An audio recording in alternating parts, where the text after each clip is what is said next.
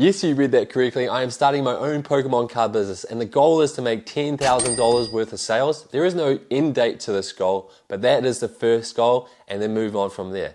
I've already been doing this for a week. If you follow me on Instagram or TikTok, you know I've been doing daily updates. But if you don't follow me on there, it's also Insane Corey. But here on YouTube, I just want to go into a bit more detail, a bit more of a deeper dive on how the week went, show you the numbers, what's going on, what the struggles are, and all that kind of good stuff. I don't have an actual website for my business just yet. I'm going to be using TradeMe, Facebook, and Instagram. If you don't know what TradeMe is like the eBay of New Zealand. It's well known in New Zealand. It's easy to list cards on there. Yes, they do take a bit of a selling fee. It's 8% if your card is over $1. But at the end of this week, they actually had a half selling fee, so only 4%, which is pretty cool. I thought I would start there because I don't have too much of a following to be able to sell cards just like that, especially in New Zealand. Pokemon is not as big in New Zealand as it is in like America and Canada and all that kind of stuff. And I'm a part of a few Pokemon Facebook groups in New Zealand, which I have already sold a card on, which we're going to get to in a second. The first week was pretty good. I sold about $58 to $59 worth of Pokemon cards. Some of those were from my personal collection, so I'm not going to say that cost me anything to get into the business.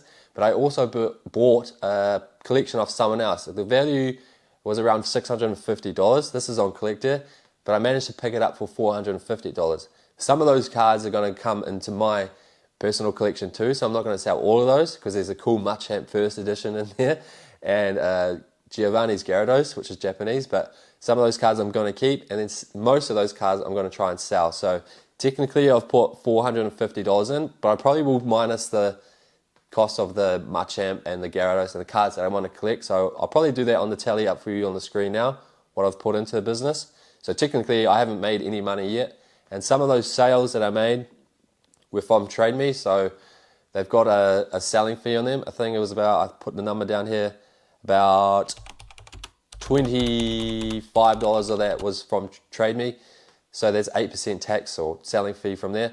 And then if you sell a card on TradeMe for $1, there's no selling fee. So I sold a few cards that were worth $1, so there's no selling fee on that one, which is pretty cool, but it's only $1. My biggest one of sale this week so far was Ogapon EX, and I sold that on Facebook, so there's no selling fee because that's just straight cash into my account. So the total profit I made this week after all the selling fees was $54.95. I'll put this total up on the screen for you now, but yes, minus the collection I bought. So technically we are in the negative, but that's okay because I've got over 50 Pokemon listings on TradeMe.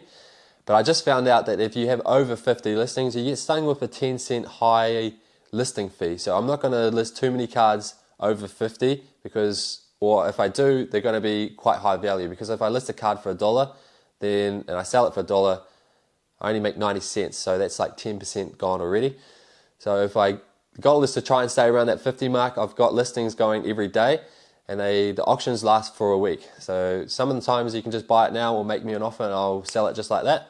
But usually they last a week. But the goal is to keep reinvesting into the business until we get a huge amount of inventory.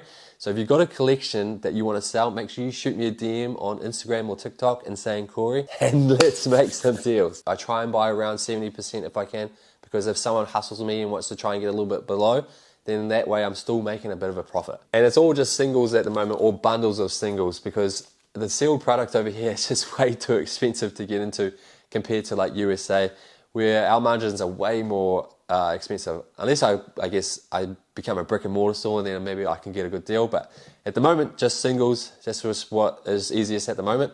I don't want to ramble on too much. I thought it was a pretty good week to start off with.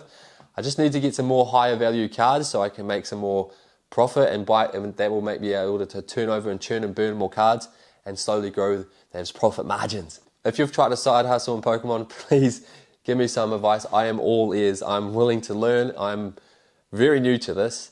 And if you think I've made a good week or I've had a good week so far, let me know in the comments. And yeah, this is going to be a cool journey. I really love the hustle. I love making content, so I'll be doing this at least once a week if I can. It'll be more of a talking head video, not opening packs. We'll do that as well, but don't worry, we're going to be still doing that, of course, because I still love opening packs. But yeah, first week done. I'm excited. It's been fun so far. Thank you for watching, and I'll see you next week with another recap. Cheers.